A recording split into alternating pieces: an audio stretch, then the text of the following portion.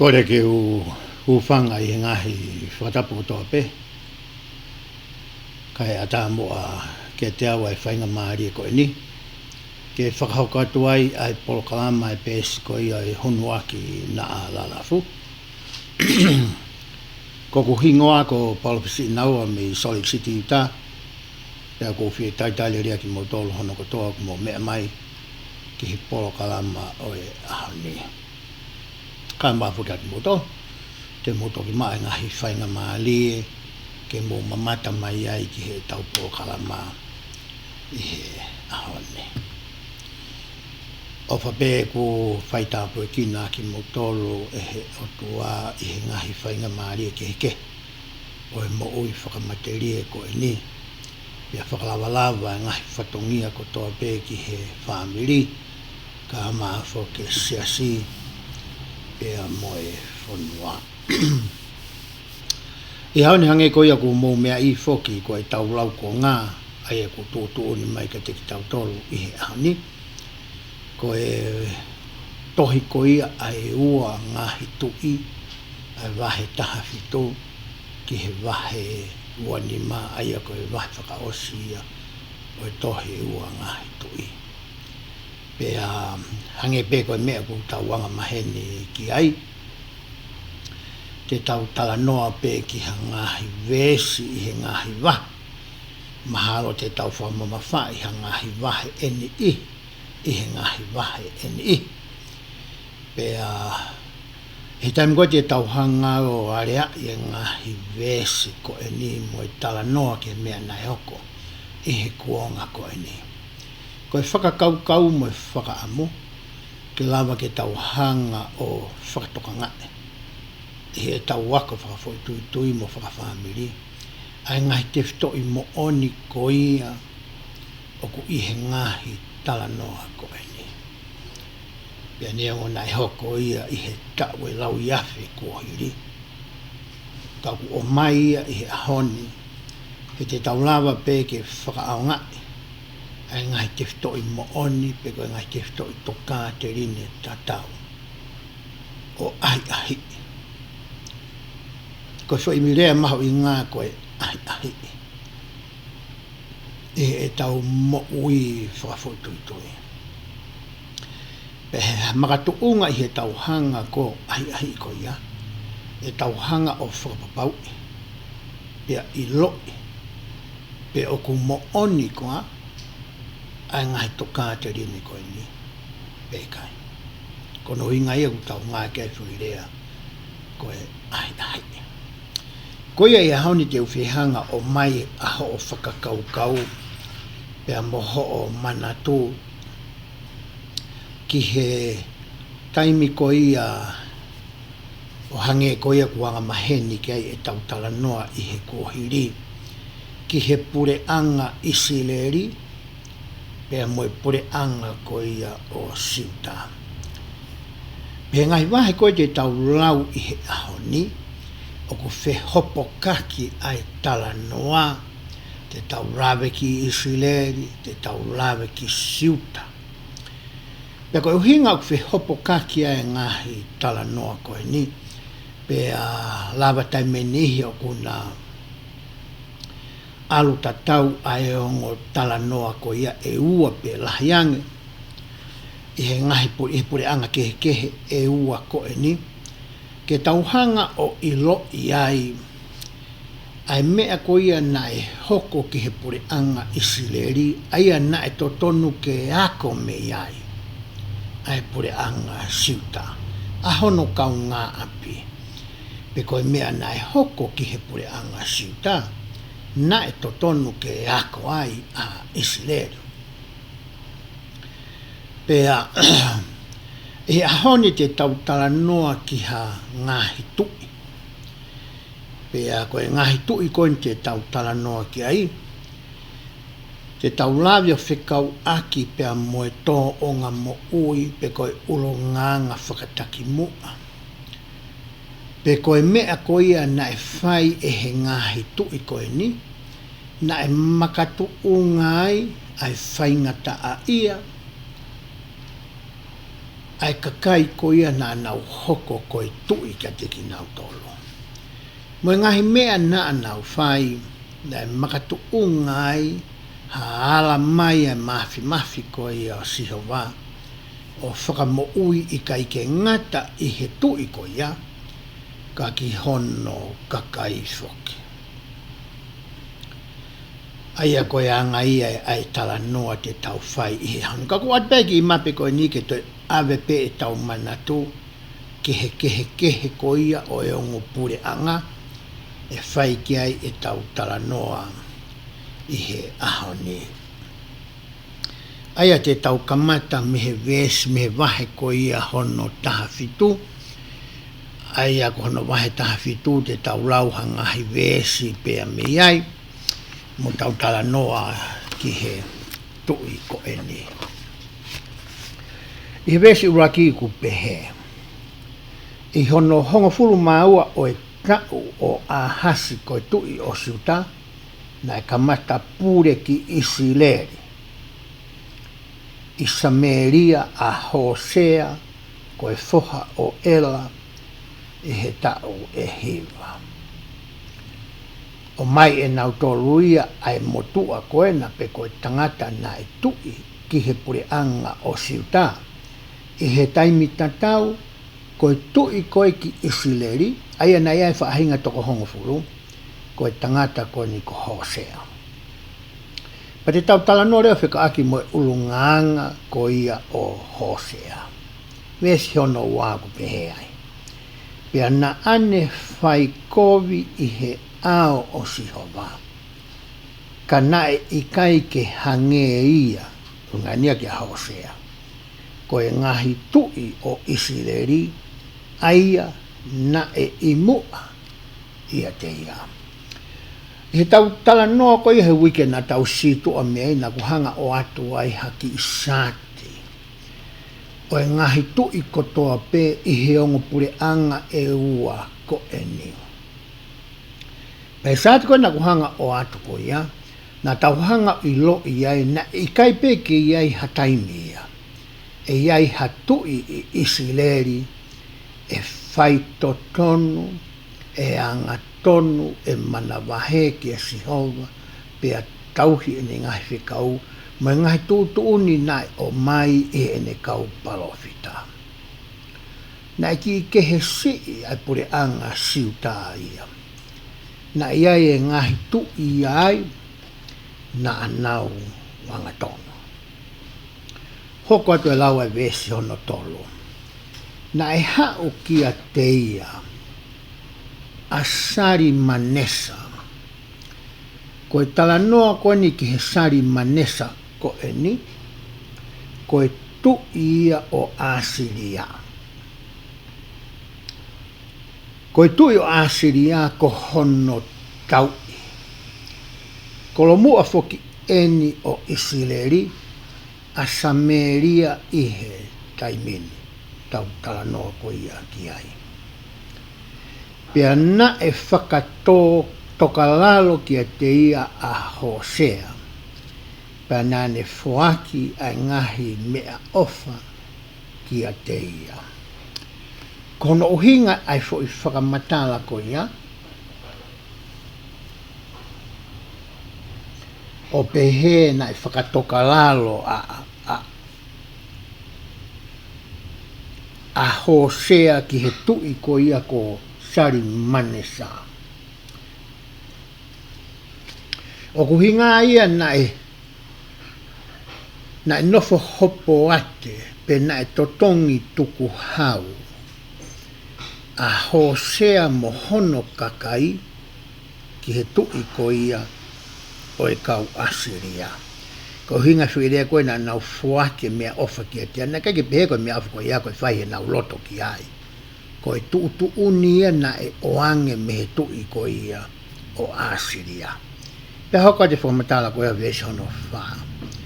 Pe na ilo e he tui o Asiria a te urapa e Hosea. He kua whekau atu e ia ai kautala whekau ki a so. Ko e tui o Isipite. Ko mea leo nai whenga ko a Hosea ki ai, nai whenga tokua ia ke riukawa. Nai whenga e ia whaunga ke nau mawahe pe to'o atu a nofo hopo ate ko ia na anau iai me he tui ko ia Asiria. Ko mea leo nani whai leo ene kore tokoni ki he tui ko ia o Isipite. Kai ke ne lawa toko taha e ia, ke ne hanga whakatau a tai nai. A hono kakai mo hono pure anga. Pea hoko atu e lau koe e vesio. Pea na i kai omi ai mea ofa ki he tui o Asiria. Ka ofi lewa e Hosea ia ke toi whai ha totongi tuku hau. Pe te nau toi hanga totongi ai ngahi mea nai whikau i ki nau tolu ke nau totongi. Hoko te lau a vesi, o hange ko ia na ane whaafai i he tau kotoa pe. Ko ia na e whakahu ia e he tui o Asiria ki he whare popula mo ne hai ia i he whare popula. Taimi koe na i lo iai e sari manesa ai tui koe o Asiria. Ko whenga a Hosea ke mau e tokoni koe a Isipite pia ta ofi ai. Ngai tuku hau na e totongi nau totongi whakatau. Koe mea ia na e whai e tui koe o Asiria ki a Hosea. Pia hoko atu e lau ai vesi. Pia nai aluhake ai ai tui o Asiria ki he potu kotoa pe o e sonua.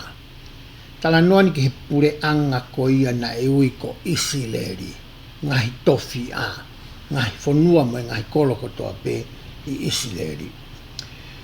Mo ne aluhake ki Samaria, mo ne kāpui ia aki ai tau i he tau e tolu. Hangarewa e sari manesa ia. O ne hanga ia o kāpui a Samaria. Se unga moi whaita o tolo. Hoko te lau koe vesa no. Pea I hono hiva o e tau o Hosea na e lawai a Samaria e he tui o Asiria. Pea nane ave ai kakai Isileri ki Asiria.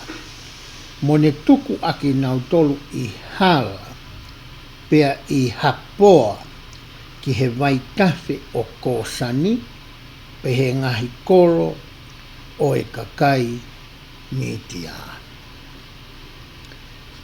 Ko mena ne whaina ne hanga whetuku kātoa I kakai ko eni. Pea me he pure anga ko ia, I he noate pe koe toke lau. Pa ne hangare waia ave nau tolo whakamo vete. O tu whaki nau tolo e he ngahi kolo kehe ko ia na e pure ki aia Asiria I he taimi ko e ni I he historia. He vesi fitu rewa o ko behe ai. He na e pehe kua whai anga hala e he whanau a Isileri ki a Sihova koho nau o tua. Aia na ne omi aki nau tolu me he whanua ko Isipite, me he lalonima o whelo ko e tui o Isipite, pia kua nau mana wahe ki he ngahi o tua kehe. Hangarea ngahi veskon te tau tala noa ki ai, o ne hanga o risi, pe whakamā opo, pe tala mai ki a koe pe a moau, ai ngahi whehālaki mo e mea ko ia na e whai e he kau Isileri, na e whakatupu hou pe a situ ai a Sihova, me ia teki nau tolo.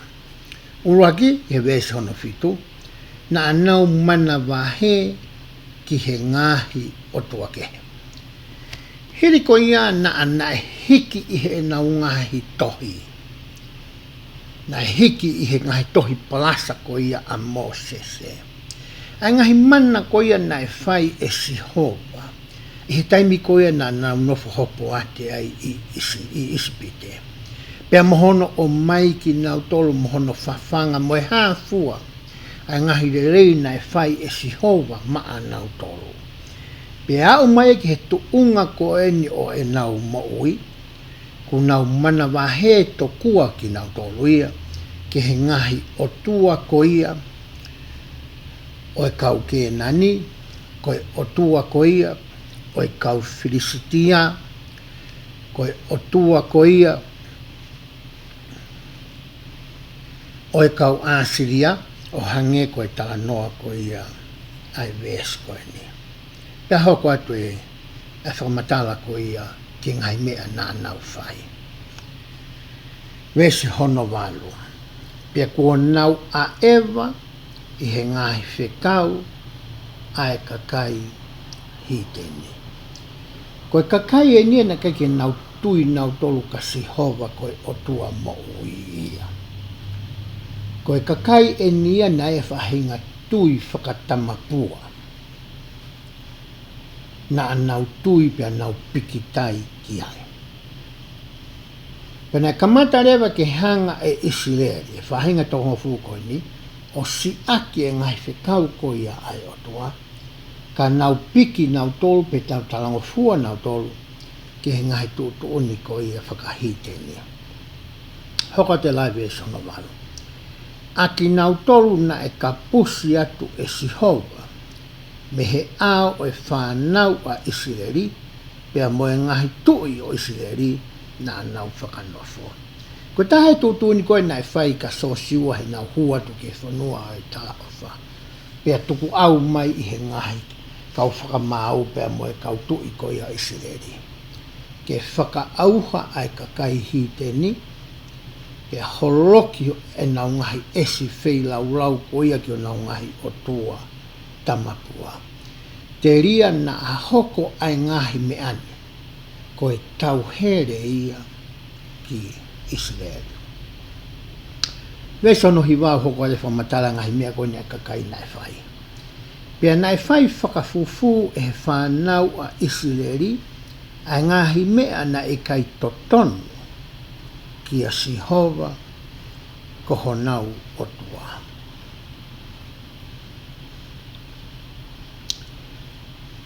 Ko mea na nau whai na e ngahi ulunganga na a nau whai whaka. Pe ko ngahi mea na nau wanga aki. Aia na nau amanaki nau tolu ia. O ku ikai ke ilo ki ai hata. Ke ngalo ia ia te ki nau tolu. O ku awhio i e he otua ia. Ai ngahi ngau e fufu. Mai ngahi whakakau fufu ko ia. Ai loto. Pe hau kua tu e lau vesi. Pe ana anau langa mo o nau tolu. Ai ngahi potu ma o lunga. Iho nau ngahi kolo kotoa pe. Me he fo i whare ma o lunga o e kaure o. O whai hake ki he kolo na e whaka a. Ko e ngahi whare ma o lunga ko nipe ko e ngahi taua ko e ni. Na e ngawe aki foki ia i he kuonga ki mua. Ke tuu ai ai kau tangata ko ia o ko nau.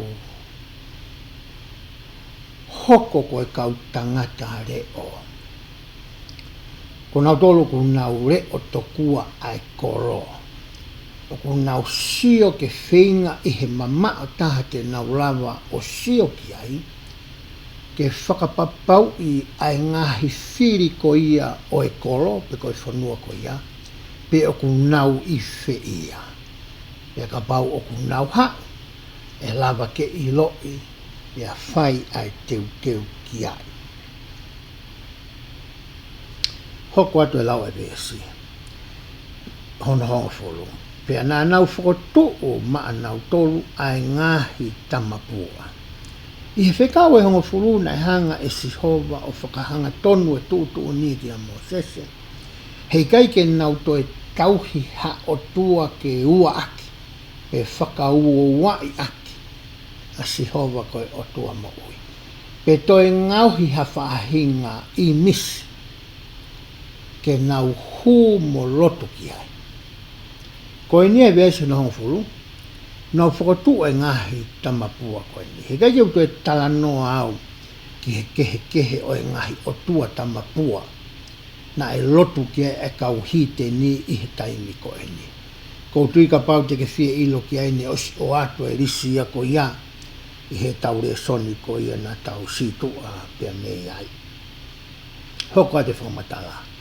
Mo e ngahi vau a kau tapu i he tafunga ma o lunga kotoa pe. Kai ke ngata he nau ngahi i misi ko e ni. Ka nau to e hanga nau tolu ia o e tō mo e whanki i uru a kau. Na tau tala noa ki ai ki moa. E ngahi uru a kau ko e ni, ia e ngahi o rita ke whai ai e nau ngahi whei lau lau. Ke he ngahi o tua tamapua. Na anau tui ki ai.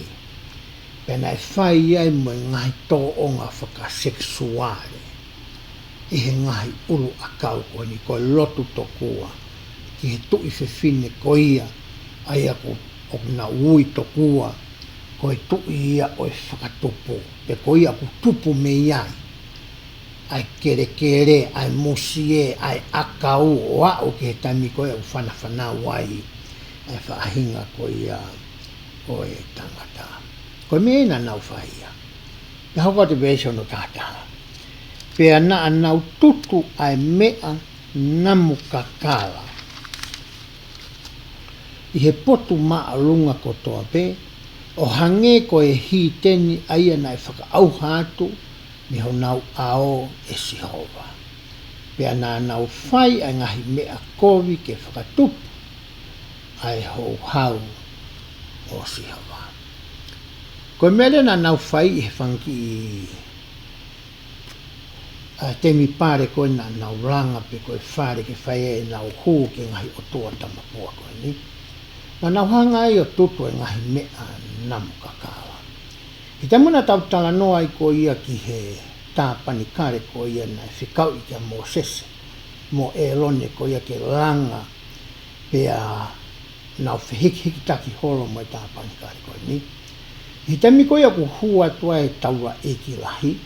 Ki he potu ko ia o e mā oni o e mā oni. I mua aina i ai e ki i o rita pe ko i ki i tutu anga to kua. O e ngahi mea namu kakala ki a Sihova. Ko mea nei whahe kau tama koe ni, na nauhanga whakatātā pe ngāwe aki. Ai mea koe na e whakahoko i he whare whihiki taki. Koe na i loa koe tā panikare.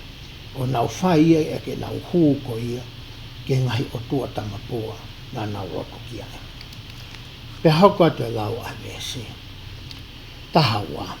He na anau tauhui ke ngahi tamapua aia nai pehea e Sihova ke te ki nau tōru. E i kai te mō whai ai me ani. Koe fwoi tūtu ni ia. Koe fwoi whekau ia. He na hanga Sihova o mai e kakai koe ne. Pane hanga rewa o pani ki nau tolu. Pea ngauhi ki nau tolu ke nau hoko koe kakai makehe. Koe ne kakai o e fuakawa. E kehe e nau tō o ngā mo ui a nau tolu i. Pea mo nau ngahi ka ngā api. Ka wau maine tau tala noa i he ahoni. E kai to e kehe kehe. Pe toi ko viangi ai ni ihi a koe ni iho nau ka ngāpi. Pe hoko atu e lau ai vesi. Ka na e walo ki e kina e Sihova ki Isileri pea ki Suta. Tau tala noa ni he tui ko ia ki Isileri a Hosea. Kai pehe vesi a koe ni na e kau mo siuta ia i he whakatokanga na o mai e he kau palofita. I kai ko Isileri pe, kau mo siuta iai. Pe hoka te lau a vesi. I he nau kau palofita kotoa pe, mo e kau kikite kotoa pe, o pe he. E whatongia whakene palofita. Tahai ni hono whatongia kai manakoa ai, e hono kakai. I taimi koe kune sio ai ku whaianga hala koe ai kakai o kune kalanga aki ai whakatomala. Pa mena ni talangi ke palofita. Ke ta foki aki moutolo, miho mou ngahi hala koe. Pea tauhi ke ku ngahi whekau, mo ku ngahi tutoni, o whakatatau mo e whono kotoa pe ko ia, aia nā ku whekau ki ho mou ngata mai. Pea o whekau i ka teki moutolu i he ko kau tamau eiki koe kau palofita. Neongo e tau whaianga hala. Neongo e tau ta e tokanga. Neongo e tau ta e tau he ngahi whekau. O ku kei whenga pea o tua i he ene alo ofa. Ke o mai ha whainga maarie ki a te koe pea moau ke ta tafoki. Me he mea ko ia o kuta i ai i he taimini. Pea ku whakahoko mai ai whakatokanga ko ia. Taimini whakahoko whakafoitui mai pe ia ki a koe. I he whakafoitui atu ki a koe. Kakapau koe mea o tokanga ki ai o tuak whie mau ke inasi tatau ai. Ai me mipa kotoa i hono siasi. Kua pau ke whakafou mai ai tūtu uni a koia, i he laini koia o e mawhai. Pau ke o mai ia i he ni ihi, ko ne hanga whakanofo pea ui i ki nau tolu, ke nau hanga o tataki, a hono ka inga roto. Pe hoko te lau vese hono taha. Ka neongo ia, ai kau palofita mga hi whatokanga na nau whai. Na ikai te nau whie ongoni. Hangai pe nau whakatei te ringa turi pe. hange pe ia ku nau whiwhiri mānako pe, ke mea to tonu ke nau whai, mo mea te nau talanga fua ki ai. Nau whanongo toa pe nau tolu ia ki he ngai, whahino hino whatukanga mai kau parawhita. Pea hoko atu e lau a vesi. Ka naa nau whakakekewa aho nau kia. O hange koe kia, o e nau ngahi tamai, a ki nau touna e kai tui kia Sihova, koho nau otua. Koe tami kou whakekewa i koho tau kia. O maari he koe ki kei toi lava ko ia o sio ki lalo, pe te kei toi lava sio ki olonga. Koe foi sio hanga tono pe ki mua. Koe te kei lava koe ki kei sio ki lalo, o hinga e koe te kei toi mau koe haloto mau lalo. Haloto whakatō ki lalo. Koe te kei toi lava koe sio ki olonga, ke sio ki he māma ko ia o māmani. Ke sio ki he otua. Ke ne hanga whakamāmangi ai, ho mata. He koho mata, ma hoku mata ako koe sio ata ia, ki hota loto. E whakafou mai māma ko ia, i hota fofonga.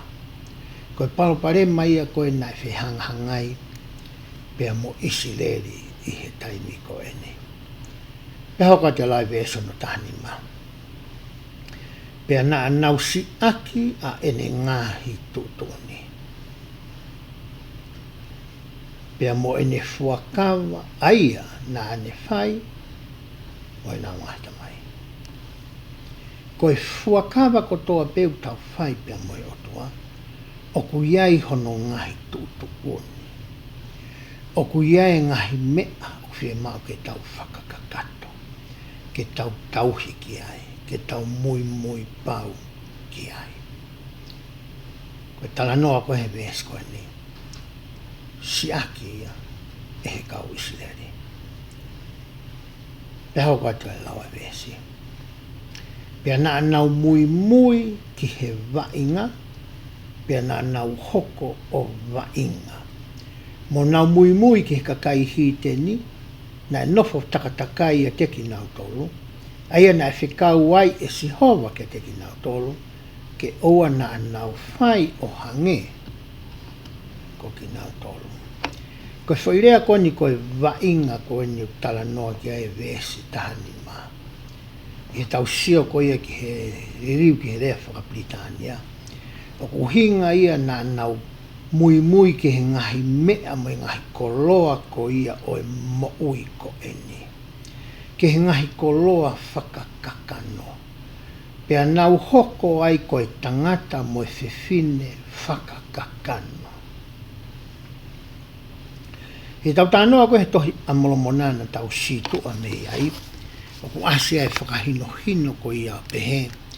Koe whiri ki he otua, koe tangata whakakakano. Ke te hawhiri lahia ki he otua, ka koha tangata, moha whiwhine o ku whakakakano. Pana hanga rewa he tohi a moromona o whakamatalai kia te ki tau tolu. Ai ulunganga mo e natula, mo e toonga mo ui, o e tangata whakakakano. Pe e kei hoko ai pe tangata whakakakano o ia koe whiri ki he otua, kai oua rewa. Kone whakatō ki lalo, pe ne loto maa lalo, pea tuku ke hanga e he laumari e maa oni oririu ia mei loto ki tua. Ko toki taimi ia e hoko ai tangata whakakakano, ko ha tangata pe ko haakonga ai otua. Pea hoko atu e laua vesi. Pea na anau si aki ai ngahi whekau kotoa pe. O Sihova ko hona otua. Ko ne aspe foi le foko ko kotoa pe, ko pati tau lau whakawhika, whakapesete. Uhi ngai pesete te au. Kai pe te whahata haia foi whikata hamatea. Nau si tua whakau furi nau tolu. Pea mihi ngai whekau. Pea hoko atu. Pea na nau ngauhi maa nau tolu ai ngahi mea whakatātā na e haka. io ai uhiki pulu e ua. He tau tā noa koe ki mua ke puli anga koe ni koe noa te mo i sau te. Na hanga foki e selopo ame. O langa e ngo kawhi koula e ua. Taha nai tuu i teni, pe koe kolo koe ia ko teni, nai tuu ai e taha. Pea nai tuu rewa taha i he kolo mua ko ia nai ngawe ake e selopo ame i he taimi ko eni. Ko uhinga na ni langa e ngo kawhi koula koe ni, ke oua tokua nā toi aluhono kakai o hu ki he otua i he te mipare koe na i langa e Solomone i Jerusalema. Uhinga ke tala noa e ngo kawhi koula koe ni. Pe hoko atu e lau koe ia ai vese. Mo nau ngauhi ha vau a kau, mo nau lotu ki he nau kotoa pe o e langi, mo nau tauhi ki a pe ari. Ko inga ke ngai nau kotoa pe o langi, ko tala noi ki ngahi mea whaka astalono ma. Ki he ngahi fetu u, ki he mahina, ki he laa. Ko hinga e tala noa whi ai lau koe pe koe ngahi nau kotoa pe o e langi. He koe ngahi o tua tamapua o e taimi koe ni na nauhanga whafufu ngai. Ai ngahi mea koe ni na ako lawe ki ai. Ai na lotu ki ai e kau Isileri. E hoka te lai vestahitu. Pea na anau pure ki ho nau ngahi foha. Mo nau ngahi ofifine. Ke nau aluatu i he lotolotonga o e afi. Pea na anau fai whakate volo. Mo nau fai ai sau. Pea na anau whakatau atu aki nau tolu. Ke fai ai kovi i he ao Sihova o whakatupu ai a hono hou hau. I ngai veskon tau situ o meu tau hanga rewa o iloi ai. Ai mea ko ia ai kakai koe ni nae fai. Tau sio ai nae alupe me si o whakaututu o au ke tuunga ko nau situa ki nau tolu ia pe mea Sihova. Pei kei ke ngata pe ia ki nau tolu. Kai toi afu hi ai mo e nau whanau, mo e whanga mokopuna, pe lava pe ke tau sio o ku alu o laui tau tangata. Ai whihalaki ko ia na e whai e ngahi mātua koe ni, aia na e taki mua ki ai tui ko ia ko Hosea. Pe hoka tulewa ai lau ko ia vesi.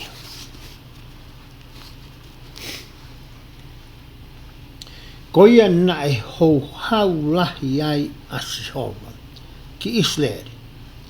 Mo ne whetuku atu aki nau tolu me hono ao, na i kai tuku hata, ka koe whahinga pe o siuta.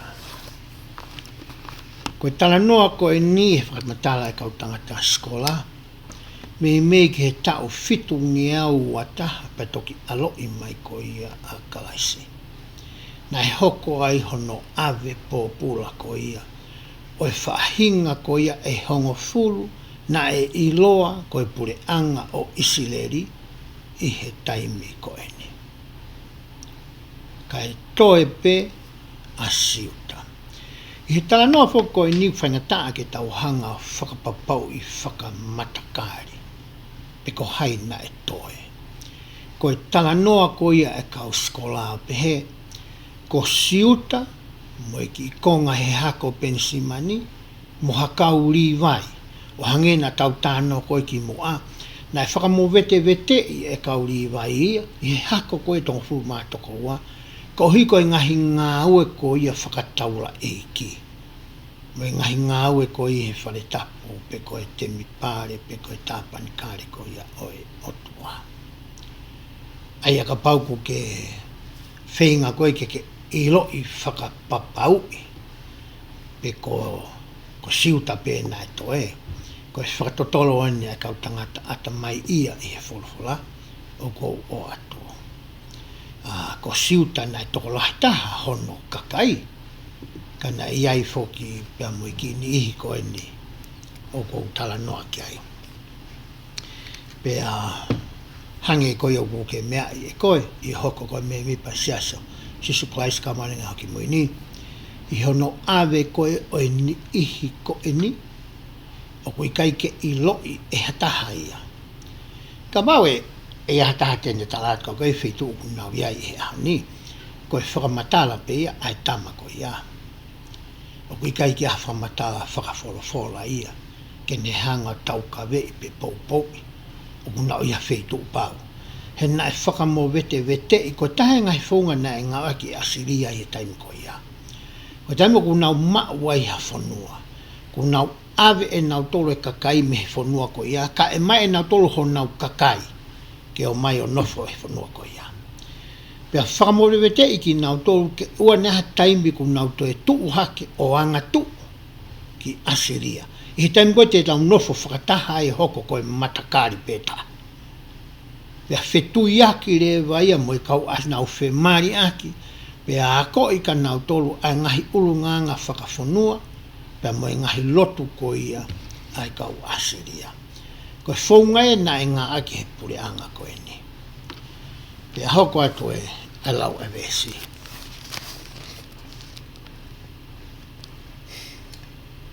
Pea naa mo siuta na i kai tauhi eia a ngai whekau a sihova koho nau o toa. Ka ana nau aluatu i he ngai tuutuuni o Israeli aia na nau whukotuu eke nau tolo. Pea toi lau peni ki siuta. Pea nai si aki e sihova a e hako kotoa pe o Israeli, mo ne whakamamahi aki nau tolo, mo ne tukuangi aki nau tolo, ki he nima o e kau mau. Kai oua ke osi a eneri aki nau tolo, me i hono ao. Hoko whitala no ko i niki Israeli.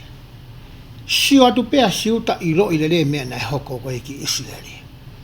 I kai peke ako a siuta ia mei ai. Toi whai pe siuta ia ai mea tatau na e whai ko ia Israeli. Koi mea rewa nai hoko, ne hangarewa he o tua whakamo vete katoa a Israeli. Hoko i ke whainga hongo furi tau whitungia ua taha pisi, na whakahoko i he pure anga Papilone ki siuta. I he tau wono ngeau pe ko nima ngeau walu taha ki mua pe alo i mai a kalaisi. Koe taimia na whakakakato ai ehe o tua. Ai kikite na whakahoko mai hene kaupalo whita. O au mai kia Isaia utau tala noa ki ai ihe. Ngahi wahe ko ia oe ahone. Tene hanga o whakamo vete a ene kakai. Kana e palomesi foki e sihova o pehe. I he aho whakaosi teu toe manatui a Israeli. Teu toe manatui a whakawa na ako whai moi nau ngaita mai. Pa teu toi hanga o tānaki mai a Israeli. I tau taha walu tolu noa. I taimi na e mamata ai a Josefa Samita ki he o tua koe tamai. Mono aloko sisu klasi. Mono toi whakafoki mai ko ia o e ongongori tangata i he kuonga whakaosikoni. O hinga ia he kei teha taimia toi toa ai. Ai ongongore ri mi mamani. O hange ko ia nai hoko i mua. Koe whakailonga ia nai tala koe ehe o tua ke kaupalo whita. I he aha koe te whakafoki mai ai e kuongongore ri. Koe kamata anga ia e kuhanga o tānaki mai a Israeli ke nau toi hoko ko hoko kakai. Tau sio ke ngahi whahino huna kaupalo whita i mua na nau tānaki foki tokua whakasino. Na whekau ke nau hiki pe mi pala maila New York. Nau hau ai ki Ohio ki Ketlani o la ngaia Ketlani. Ke no fai kaua, e kau maa ni o ni ai. Ka whikau ke nau alu me Ketlani, ki Missouri, ki he whanua ko ia ko tawataina pa ko Independence, o nau no whai. Ia tūtū niai e Governor Box, ai ko kovana ia o Missouri, ki tamate e kau mamonga. Pea nau hola o kumi hu whanga mai, ki Illinois, ki Chicago, nā mai o no whai. Pea nā wā ko whapongi palo whitahe prisoni kātesi. Koe amanaki mo whakaukau mo tau mua e kau whatanga, e mate ai pe, ai ki siasi whao koe ni. Ka nai whekau i ke nau hau, pe me iai ki he oto mo unga maka ki Sorekin. Ko hinga ke la vai, ke nau whakahoko e nau lotu, mo e nau tui whakarotu, o whakatatau ki he lau ko ia e komistu toni o whanua ko ni ko Amerika ni. I he ngai to tonu ko ia e hongo fulu ai tangata mo e whiwhine i whanua i Amerika ni. O tau tui, o to tonu ke tau lotu pe whakaha e tau tui whakalotu. E he anga ko ia tu utu uni o tau konsenisi, o i kai whakamalohi i ki tau tolu. E he ta, pe he pule anga, pe ha koropu, po ka whahinga kakai. E hoko atu e ai lau ko e vesi.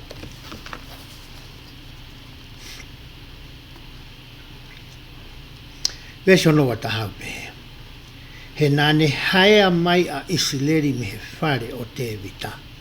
Pea nā nau whakanofo ke tui a selo poame. Koe whoha o ni pati. Pea nai teke teke i a isileri e selo poame me he mui mui ki a sihova. Pea nane whakahanga halai a ki nau tolu i he anga halalahi. Fuoloa e mālo roa selo poame ia. Ka kunau to'o mai a hingoa koe ni o i tui koe ni. He koe fuafua tui ia o isileri. Ko ia nane hanga whakawheilo aki. Ko ia nane hanga o mai. Ai ngai tui whakatamapua koe ni ki hono whanua. Pea kua o mai nei ke he tui koe ni ko Hosea. Kua lau i tau tangata ia mea se lopo ame ki a Hosea. Mo e tau sio ki he kei nofo haisia. Mo e nofo whai anga hala ko ia a Isileri. Ko hi koe tui koe ni. Tau ilo i rei pet mea na tau situa mea ngai tānoa na tau. Hei tamina nau hori ai ke eho nau tui. Ne kai ke loto ki ai a Samuela. He na ilo i rei Samuela ia. Ai mea e hoko ki he kakai o i whanua. O ka pau koe tui ko ia, koe tui he kai ke anga tonu. E whai e whenga Samuela aia. Kana i viritaki pe kakai koe ni.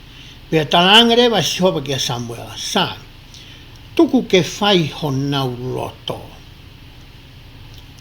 Ka koe ngahi mea ni e whai ko ia e he tui ki hono kakai. Pena i risi e Samuela ai ngahi kovi ko ia. Kana e viritaki pe kakai ia. Tau sio rewa heni mea se lopo ame ki a Hosea. Mo e whai anga hala ai kakai Isileri. Pea taki mua pe ki ai hona ngahtui. Pea hoko te lai veso noa. He na e a ewa ai whanau a Isileri i he ngahi anga hala kotoa pe a se lopo ami ai anane whai. Na i kai mahui aki nau tolu me iai. Pea na e hiki atua Isileri e sihova me hono ao, o hange koe whora na ane whai, kene kau tamaiki koe kau palofita kotoa pe. Ko ia na e whetuku atu ai a Isileri mi ho nau whanua o nau tolu, ki Asiria o a o mai ki he ahoni. Pea ku ilo ai e se aso sisu klaisa kau maninga haki mui ni, koe whaahinga toko hongo furu ko ia kuo more, pe kuo puri ato. I kai ke to ia i ha historia, i kai ke to ia i ha whakaha, neongo koe whanki i whakaha whakakonga pe, o whekau aki pe moe, e nau foki mai koe e ha whakaosi. Ka ku more atu ai kakai a koe ni. Uhinga pe ta, nei whakahoko ai ai tautea koe ni. Ko hingana anau si tua whaka au furi ki nau tolu. Pea mea si hova. e kai ke ngata mehe uraki tui, kai tuku whakahoro o laui tō tangata. Pe hoko atu e lau ko ia awesi.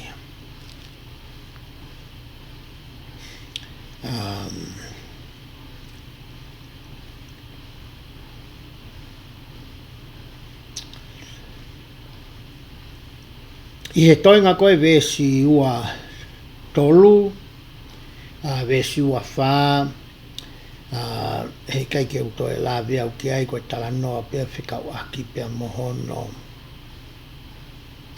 Ave koe ki nau tolu pia o mai rewa he tui koe asiria, hono kakai ke nau nofo a Samaria.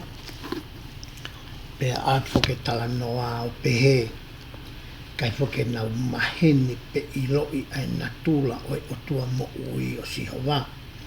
Hoko ngai whatu ta maki kia ki nau tolu pe nai whikau ke o mai hataura eiki. Ke a koi to kua ki nau tolu ke nau maheni pe mahino kia ki nau tolu ai natula ko ia o Sihova ko e otua mo ui. Pea kamata rewa ke pehene lotu a kau Samaria. Nau hanga rewa tui fio. Ai tui whaka otua, pea moi tui ko ia a kau Syria. Pea na e lere mai ai Samaria, hoa mai ke taimi ko ia sisu kalaisi. Kono hinga e na e whehi aniki na iai e he kau siu, a kau Samaria. Kono hinga na nau tui ki nau tolu, koe hako koe ni koe hawhekasi. O kui kai koe kau Isileri, hau, pe Isileri totonu, pe totoi Isileri kakato. Ka na e tui fio pa nau whemari aki, pea nau ngai aki rewa ngahi tui whakalotu ko ia, ai kau Asiria, pea moe tui ko ia kia Sihova.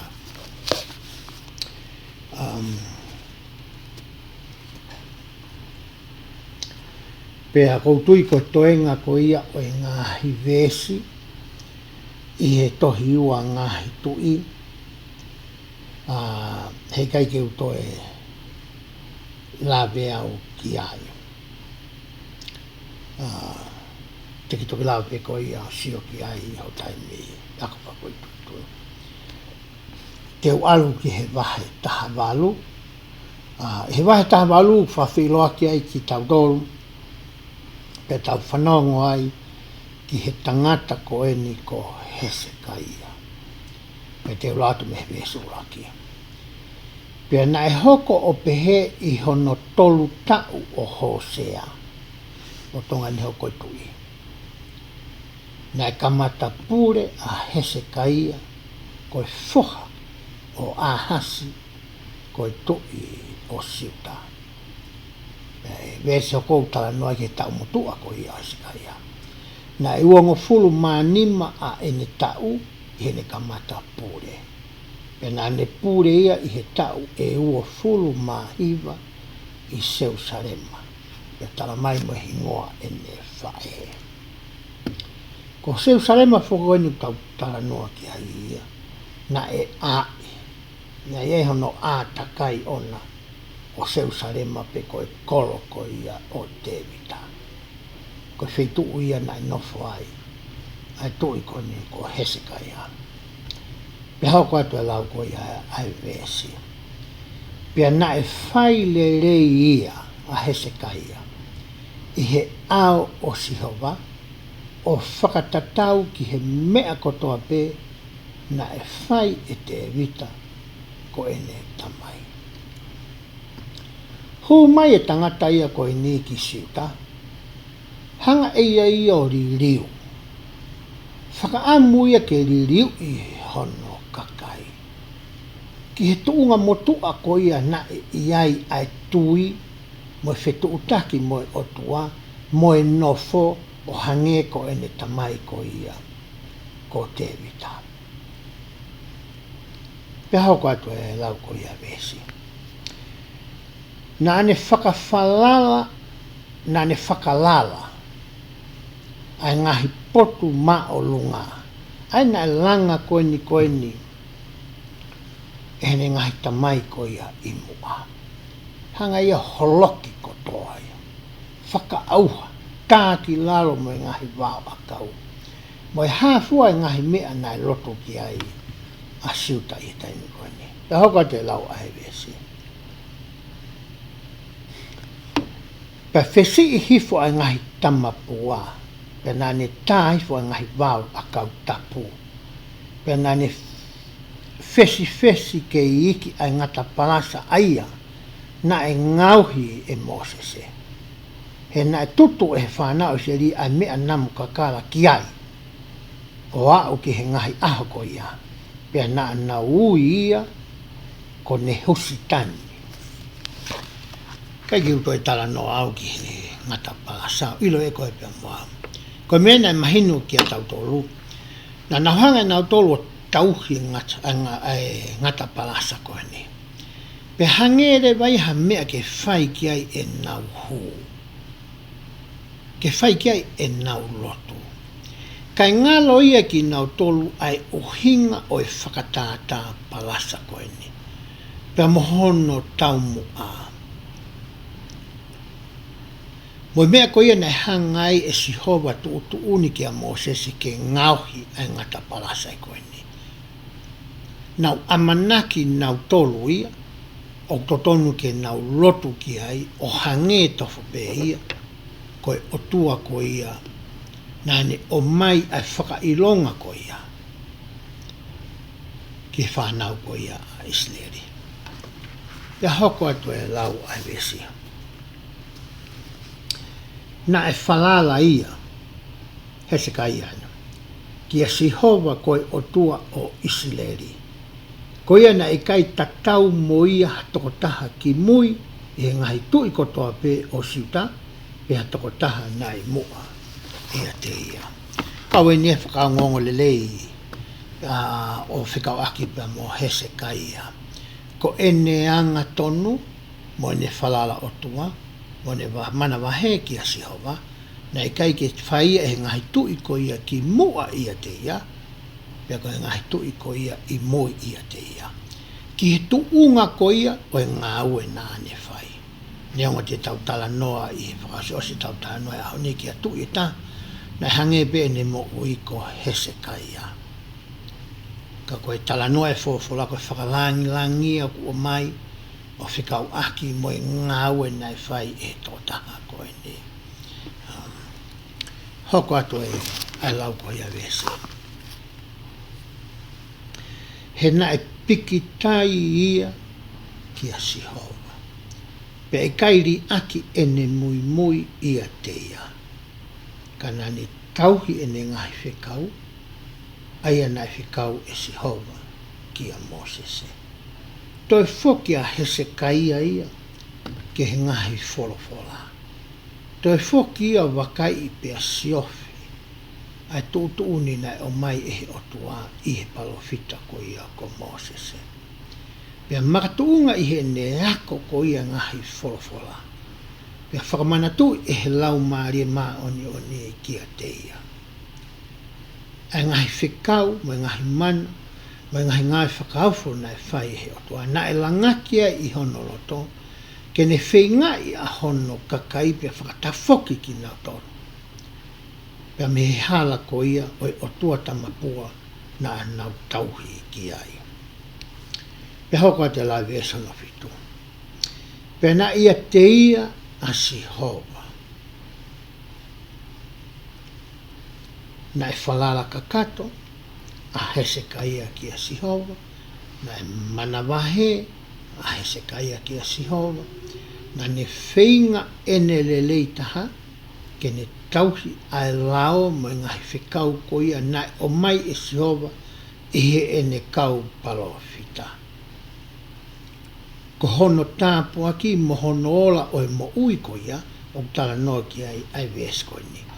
Na e ia te ia a Sihova. Kono whakarea taha na e a ewa ia Ramos Jehova. Na e hai, e he mā oni a Hesekaia, na ne hanga no ia, kia Jehova. Ka hui ngai lau a he vesko ia. Pe hoko atu e whamataa.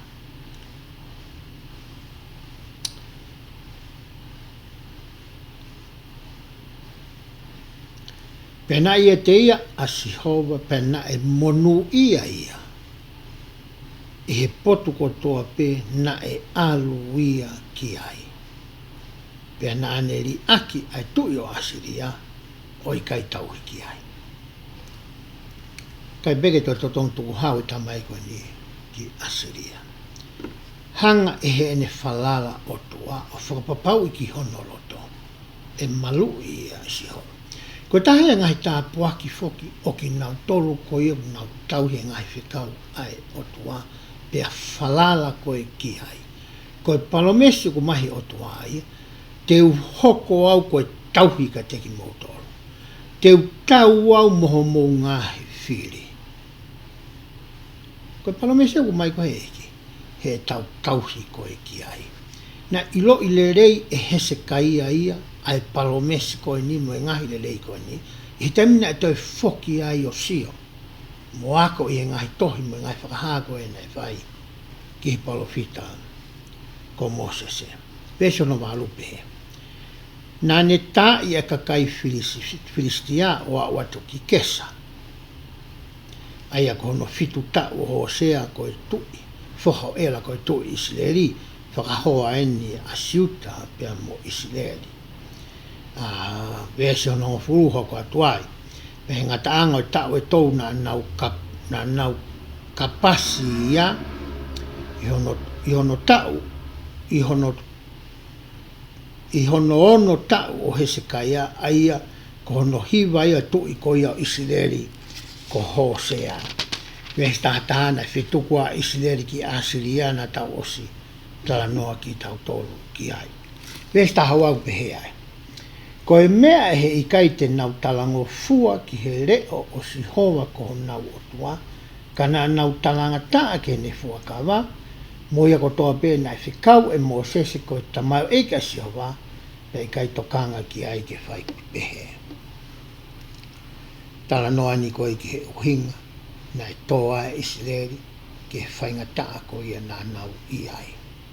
Ki hono taki pōpura ki nau tolu. Uhinga, taha mātia pe, koe nau talanga taa, ke he ngai whikau ko ia a Jehova. I he taimi lahi foki he tau nofo, i he whanonga whakamateri koe ni. A wai ngai whainga taa o tau whipaki mo ia. Taime ni koe ngai whainga taa koe ni, koe ngai whainga taa whakai sino. Whamo uile lei. Ia ngai whainga taa, koe ngai whainga taa whakai roto. Koe ngahi mea ku hoko ku ne hanga uesia. E te ne hanga hoha asi. E tau whakakaukau, mea moho tau roto. Pia kwere taimi lahi ku hoko e ngahi whainga taa ko e nia ka teki tau tolu, e ngai uhinga keke.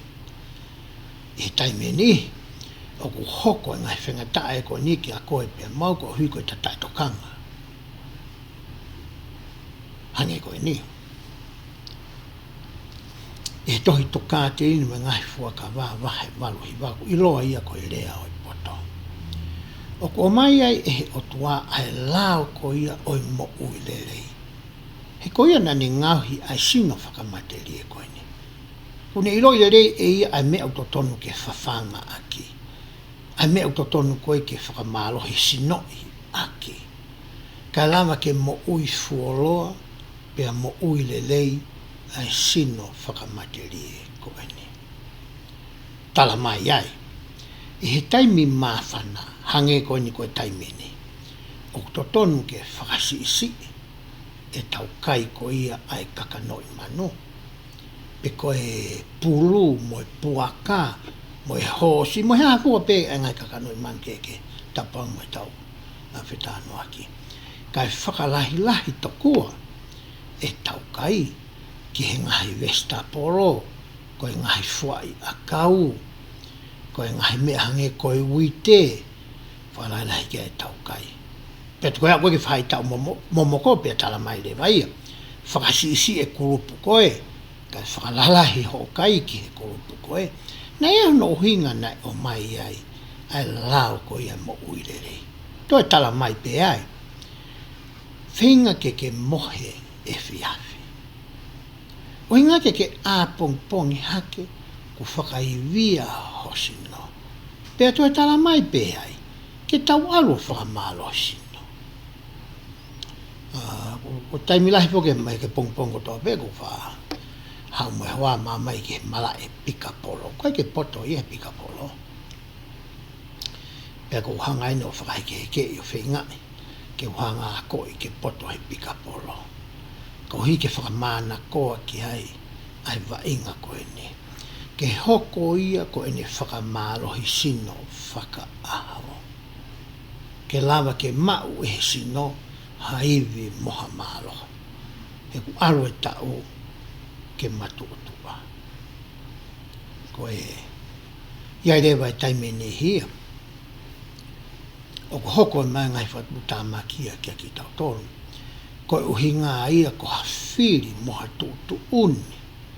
Aha ni ike. Kai ki tau lau tau tolu pure ki ai. Hange ko ni ko COVID-19 ko na tau situ a me ai ko talanua po bena e hao me siaina. Mangai talanua keke. Kana e makatunga ne hoko ana ko hi kohani i. Ne kai te ke lawai e koe pia moau ke pure. Ko mea beu ta whinga tau ke he ne hoko mai. Ke ta whinga ko e haha whahinga whaito. Mo whahinga mea te talawa ke whai. Ke whakasisi aki. Ai whainga maari e ko ia ke hoko mai e whatuta mako ia ki a koe pia moau. Pia kuere ngahi taime ne hia. O ku hoko e ngahi mea whakanatula. O ngai mahaki ki a te ki tau tolu. Ko no hinga ko e hanga he o tua ke whakatoka ngā i koe pia moa. Ke toi whakatonu tonu hota hala. Ko e whakatokanga, ko hi ko e hala whanonga ko ia. A kuta whanonga ai. Pia hoko atua ai lau ko ia ai vese.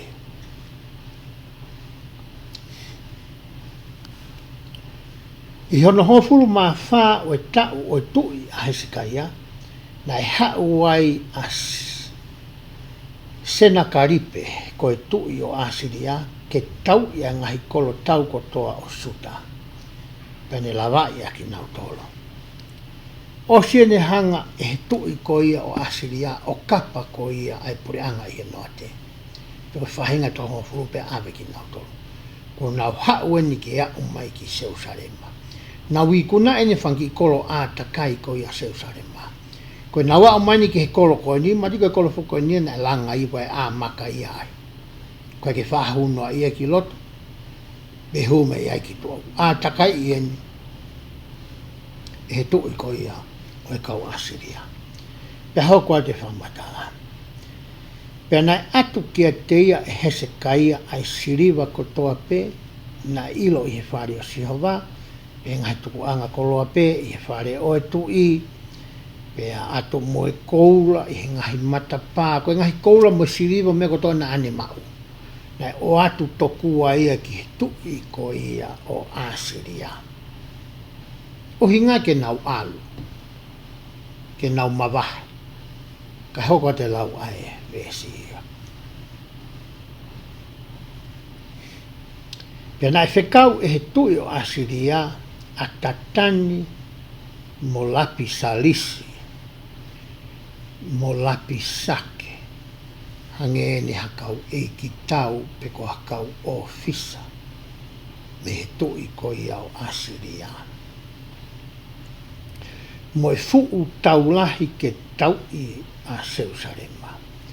Pea na nau alake ki he kolo ko Seusarema, pa he nau alhake, na nau tuofi ki he tafe anga vai, o e vai i olonga, aia o ku he hala motua, o e ngoue o tofunga whakamaa kofu. Tu whaka Seusarema ai foi koro pia langa a takai. Panai lewa vai tu ai tawhaaki o ea nau koe vai ko ia o kihoni. Nai hanga fuke hese kai o i loi, ka pau e mau e kau asiria pa nau taofi vai ko ni ma nau tolu. Te nau fie inua, pe hoko leo te nau tukuloro ki asiria. Aia na e langa rewa e hese kaia. Ai ana ko ia o ku iloa i he ahoni, ko e ana ko ia o hese kaia. Pea whakatafe mai ai vai, me he vai tafe ko ia o kihoni. O whakatafe mai a ki he loto koro. O mai ia mau anga vai me ai Jerusalema. Pia e historia, ka pau ke fie ilo ki he ana ko ia na e ngahi. E hese kaia, tā noa maari e whoki o peheu, tau tāno wene tau inela wawhiki mua. Na e kere ana ko ini, na e kere taha me i loto o Jerusalema, pe taha atu me tu aha, pe na whetau raki ki loto. Ko e tala noa e historia Afrika o aki mo e langa o e ana ko ini, pe whakatafe mai vai i ai. Whatumtumu whoki e kau poto e aho ni pe na e anga whee. Kaki teha me e piko ka na fwoi pehe mai peo whetau raki le le pe i loto. Ai aka pau te ke alua ke hanga kūkoroi. Ai vai ko ia pe koe ana o hese kaia. Te ke lawa sio ai ki he tala noa. Koe ni. Pe hoko te whakamatala. Ko hinga koe ni kau tufunga whakamaa ko fu koe tahapuke ngā wene whai kau fō. Na nanga ake vai ko ni ki he fō mui hawhoi e whakamā na nanga ake. Pe hoko te lau ko ia ai vesi. Pe hiri e nau ui ki he tui, na hau ki tua ka teki nau tolu iria kimi ko e whoha o hirikia. Aia na e pure ki he whare mo se pina ko e tangata to, mo soa ko e whoha o a safi, ko e tangata na e tohi ai ngahi mea whakapure anga. Tu e kautama koe mei tua, no whai kautama koe mihe a. Hao reo e kau ngau koe na skai a, nau tu umai funga a. Reo takai whoke kau soti a, i he a koe ni. Pea koe whetala noa aki e ni, mo whe pore porei na a nau whai. Pea hoko atu e lau e vesta haiwa. Pea nai pehe e lapisake ka teki nau tolu. Ko eni ke mourea ki a hese kaia. O ku pehe e he tui lahi koe tui o asiria. Koe ha ai mālohini aia o ku ke whalala ki ai. Kamata rewa ke ngawe aki e kau taki tau ko ia a asiria. E ngahi whakamatala, pia mo e ngahi whakakaukau ko nau whakotu atu. Ke kamata ke loto si ai ka kai ko ia o Jerusalema. He ka pau te nau loto si, pia vei ua e nau tui, pe kake nau te whalala ki he otua. Ko mea te nau whai te nau viri ki a Hesekaia, ke nau tukuloro ki Asiria mohono tui. E hoko ato e lau ko ia vesi. O ku ke pehe, o ku ia te au ai whakakaukau o moe mālohi ki he tau, pia ko eni, ko hai ia o ku ke whalala ki ai, ko ke anga tuu ai ki a te au. Talanga tu ko ni. Sio ki he pure anga noa te, ki isle, na nau kore tokoni ki ispite. Na nau anga tuu ka te au, kai ke te mai tuku hau. Nau loto ke, nau whatawa taina ki nau tō mea au. Ko mea ne hoka nau tōlu, o se hanga e au awe ka atoa nau tōlu. Pea me ho nau whanua. Talanga re vai po ia. E Hesekaia, ko hai te ke toi kore tokoni ki ai. Ko hai te ke toi whalala ki ai. Hoko a te whamatala. Pea ko eni wakai o ku ke whalala ki he toko o e kaho mawhesini. Ia ko isipite. Aia ka pau e whaaki ki ai hatangata, e asia ki hono ni ma, pea e ala vea ai. O ku pehe pe a whelo ko i tui o ispite, ke teki nau tolu kotoa pe o ku whalala ki a te ia. Ha mena kulawi kei, kore tokoni pure anga isle riki ispite. Kai ki haa ispite ia.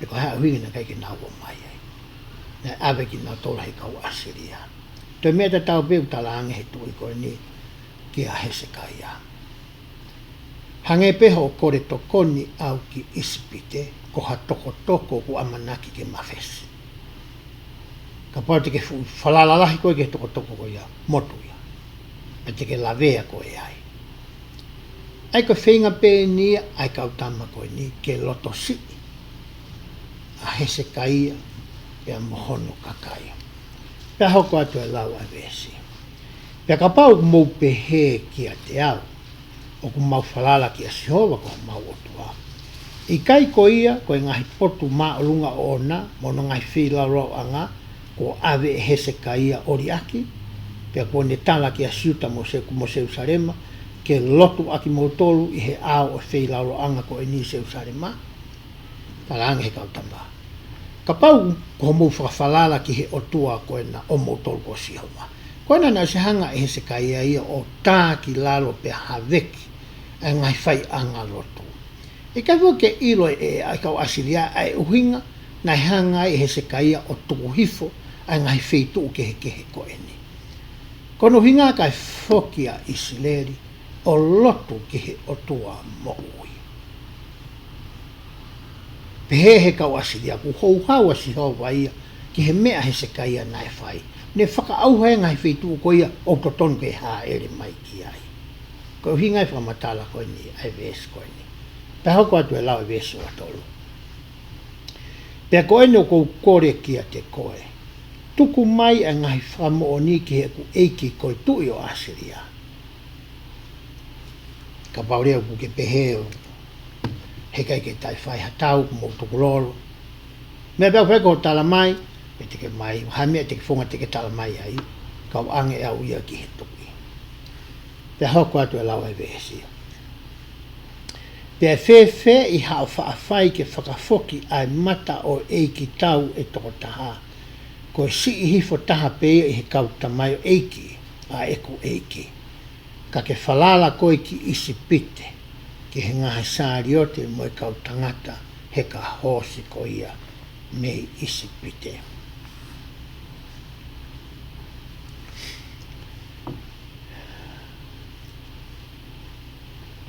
Veso no wani mau te peatu he kautama. He kua hoko maini o tae kau mo Sihova ke whakauha e potuni ko nau tang to whikai a Sihova ke hoa whakauha aki mo tolu. Nai pēhe Sihova ke te au aluha ke o tau i ai whonuani pe a whakauha ia. I he toenga koe ngahi vesi ko eni i he wahe hono tawalu. O ku tala noa ia ki whaunga kehe mo ngahi rea kehe na e ngawe aki e he tui o Asiria mo ne kau eiki tau. Ke whakaloto i aki a Hesekia mo hono kainga ke nau tukurolo.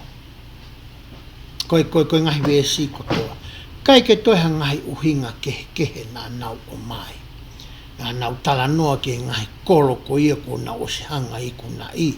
Nei kai malawa e ngahi otua ia ko ia ke malui ai ka kai ko ia mo ngahi kolo ko ia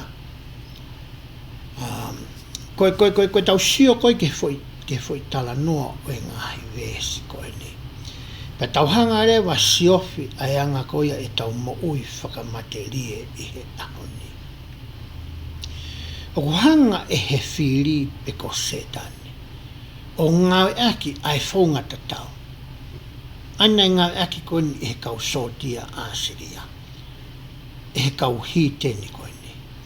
Ke whinga i ke tūtū i he atamai mo e loto ko ia o e kakai o e fuakawa. Ke kamata ke nau vei ua.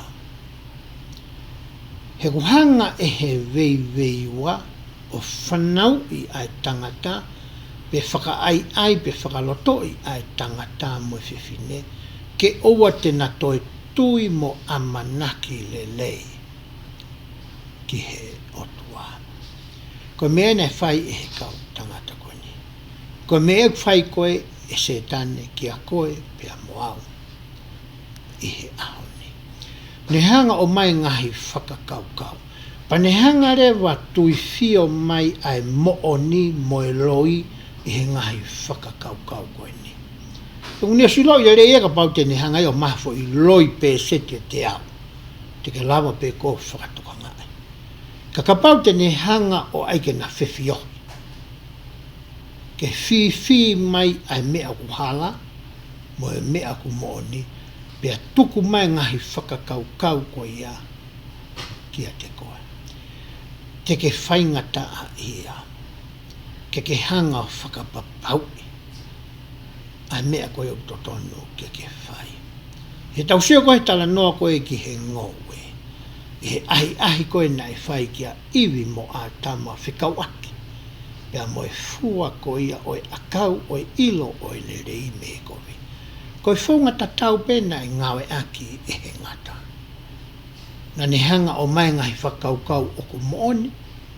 Pea ne tui fio mai ai ngahi whakaukau o ku ikai ki mooni. Ka pau te tau sio ke tau mo ui whakafoi tui. Hange ko ni ko au. E ku nofo koe na aku e ku hoko koe tamai, e ku hoko koe huse pāni ti. A wea ngahi mea o ku hoko kia te au whakaaha. O wea ngahi taime ni ku whaingo fua au pito ki uhanga I loi ai mea koe a te uwhai. Ko I loi le rei pē mea o totonu koe ki uwhai, pēo whai pē au. Pē e rewa taime ni ihi, o ku toi more ku taimi o ku hono whikai. Mono whakauhi ngai. Mono whi ngai pe koe hākua ai mea o ku totonu koe ia ke uwhai. Koe mea peo tala mai he fwoi tala noa koe ni he wahe koe ni hono tāwalu. Ka pau te tau unu mau pe ki he otua. Tau whinga e tau lelei taha ke tau tauhi ene ngahi whikau. E lava rewa ke tokoni mai. Ko ia tene hanga whakawhai ke he.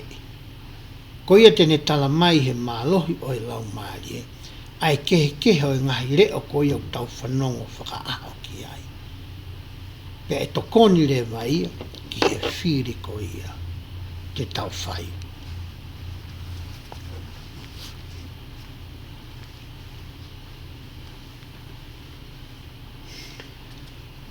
Koutui koe toinga koe e wahe taha walu. Te ki toki lau pe koe ki au whikawaki mo e nau whiare aki koe ni. E wahe no taha I wāu pe he ai. Pe he whanongo ki ai a hese kaia na ne hae ono kofu. Pe a kofu aki ai tauanga. Pe a huia ki he whare mosi hawa. He taimi koe ne ato e ngahi li pōti koe ne. Ngahi mea na e whanongo ki ai a Hesekaia. Na hanga Hesekaia o hae hono kofu I whamatala koe historia o tau iloko toa pe. Koe whakailonga ia o e tauanga. Koe whakailonga ia o e loto mama. Koe whakailonga ia o e whaingataa ia. Pei kai ke ngatai. Koe mea koe na e whai e Hesekaia, na e alu ia ki he whare, o si hawa. He nai tōku whaki Jerusalema, ai temi pāre ko ia na e langa e Solomoni. Me hoka te ves ko ia hono wā. Pe nai whekau e ia a ilai kimi, a ia nai pure ki he whare. Mo se pina koe tangata tohi, me kau mātua me kau taura eki, ko kofu aki ai tauanga a kia Isaia, koe palofita, koe foha o Amosi. Pea nai pehe e ia, pehe kia te ia. O ku pehe e Hesekaia, koe tālani hui whekau ka Isaia. Koe ahoni, koe aho o e mamahi, mo e tau tea, mo e kape. He kua hau ai whanau ki he whaere, pa wikai ha mālohi ki e whaere. Koe fo I rea whaka talanoa whakatatau. Ki he tūnga whaingata ia koe nā nau e panau o mai tokua ha whae kua manaki ke ne whanau I hatama. Ke whakatataua aki. ai tuunga koe ni ngā nau iai e aha koe ni. Pēsi no no pehe ai. Pēnai pehe e Isaia ka te ki nau tolo. Te mautala pehe ki homo eke, kia Hesekaia. O pehe mai e Sihova, oua nā ke mana wahe, ke he ngahi rea kua ke ongoi. Aia kua kape ake kia te au, e kautamai eke, ai tui a Asiria. Wakai, te tuku atu kia te ia, hatu oni matangi. Pa tene o ngoi, haongo, pea toi alu ia ki hono whanua, pea te upure ke tō ia ihe here tā i hono whanua o ona. Tamgau ke laua historia whika aki moe pure anga Asiria moe tuunga whakakau tau koe na nauia i imu a.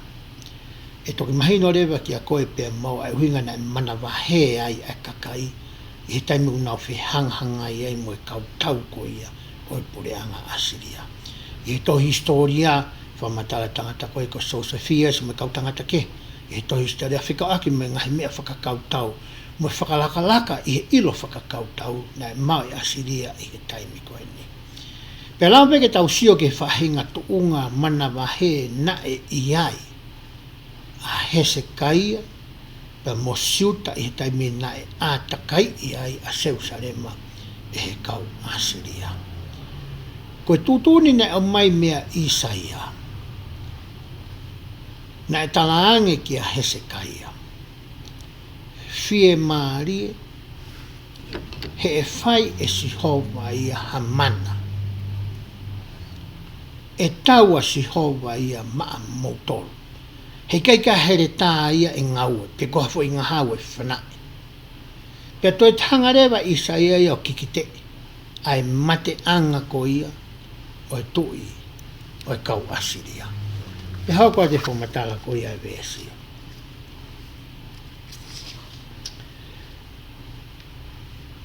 Ko ia nai toi alu atu a lapi sake o ne hoko ke tui o aslo tonga e ne tau i a lipina. He nai whanongo e ia ko alu ia me la kisi. Ko lapi sake ko e ni ko taha ia kau e ki tau ko ia ai tui o Asiria.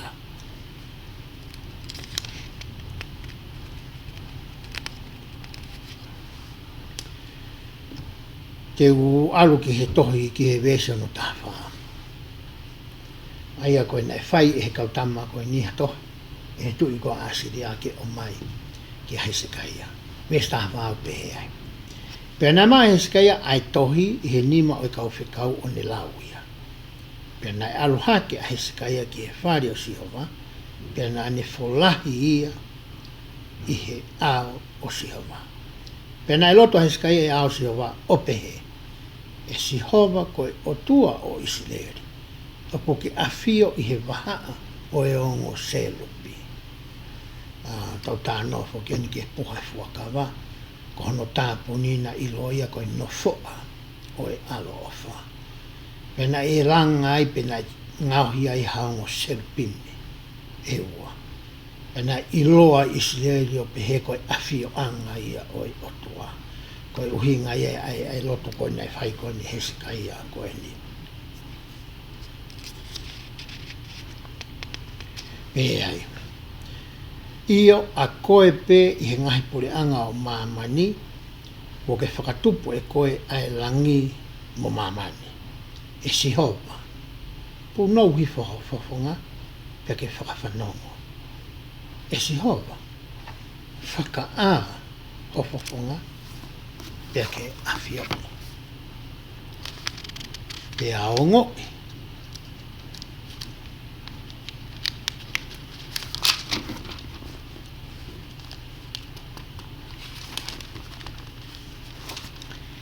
Pea o ngoi, ai rea a senikaripe, aia kone whikau mai ia, ki he rea kovi ai, ki he otua moui.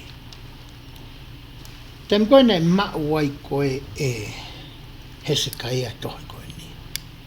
Ka ke ngata ni hanga lau, kai ke tala mai fofolai pa mena I tohi pea alu le vaia moia o folahi I he ao oi otua I hono wharetapu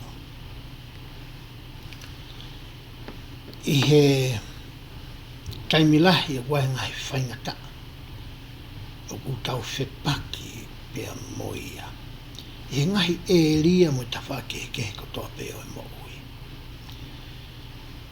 pea o ku whaalelei maupe ke tau aru mai ngahi whaingata I a koia tau whai pe tau loto tau tori api whai pe tau kore pongpongi mo e hoa taha mo e fiafi kau te ai taimi o lelei an ke tau aru mawahi mei api ki he whare tapu koia o e otua pea folahi hake ai e tau ngahi whaingata ia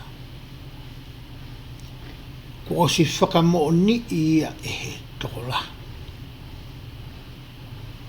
ai magnifico ia ai veiri I ho tau waha pe mo ngahi hosi te o e langi I he taimi u tau alu ai ki hono whare tapu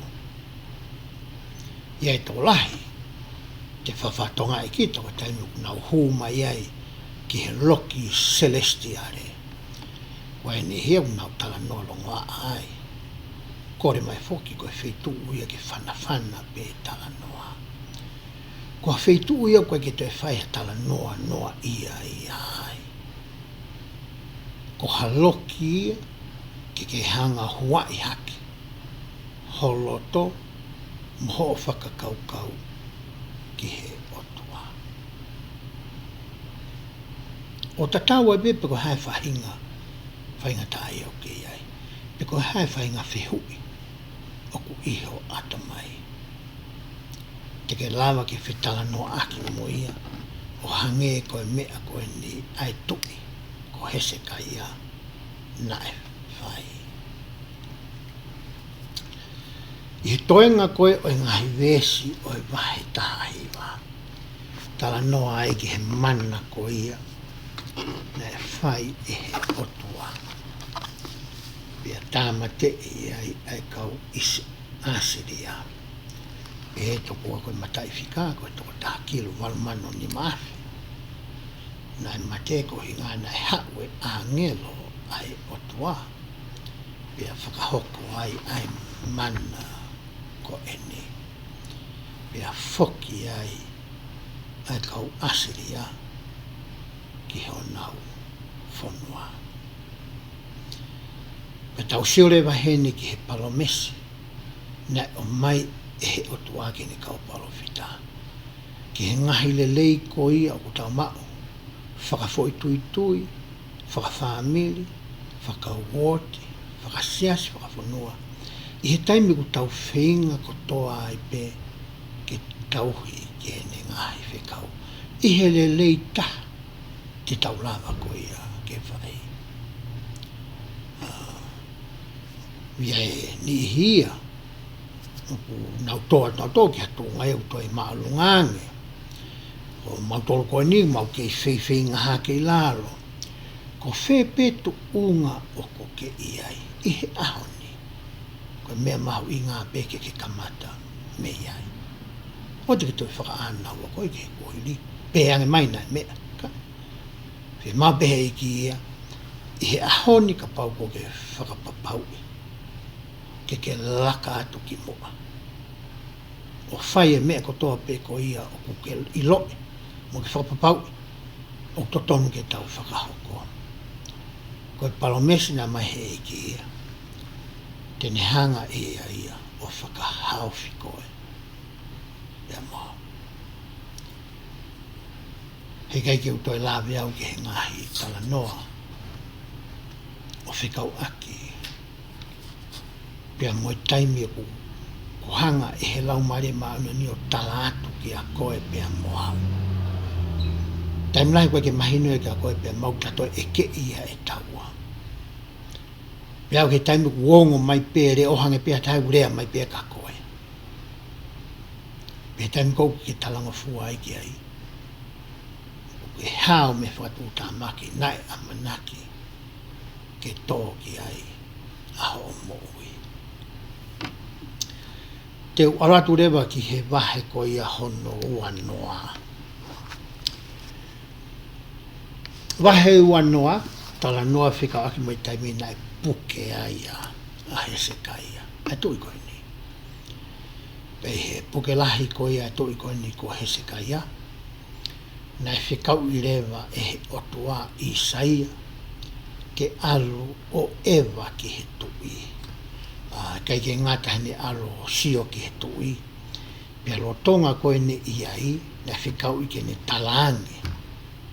Tu uni ki he tui koe ni. O whikau aki mo puke ko ia, nai puke ai. Wesi hono uraki upehe ai. Pea nai mahaki a he se kaia i he ngahi aho ko ia o teitei mate.